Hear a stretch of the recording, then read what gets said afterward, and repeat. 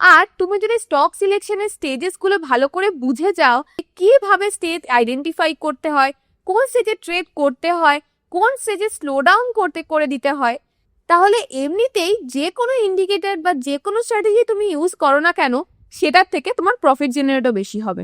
আর তুমি যদি এই স্টক সিলেকশনের কনসেপ্টটা নাই জানো, তাহলে তুমি এটা কোনোদিনই বুঝবে না। একটা স্ট্র্যাটেজি ইউজ করে দেখবে কোনো 2-3 মাস তোমার ভালো প্রফিট হচ্ছে, আর তারপরে সেম স্ট্র্যাটেজি ইউজ করে তোমার কন্টিনিউ লস হতে থাকবে। তো তুমি এটা বুঝবেই না যে সেম স্ট্র্যাটেজিতে আমার একবার প্রফিট দিচ্ছে, একবার কন্টিনিউ এত লস দিচ্ছে যে যত আমি প্রফিট বানিয়েছিলাম সব তোমার ওয়াইপ আউট হয়ে যাচ্ছে, ক্যাপিটাল থেকেও ওয়াইপ আউট হয়ে যাচ্ছে। তো ওটা একটা বড় প্রবলেম হয়ে দাঁড়াবে তোমার জন্য।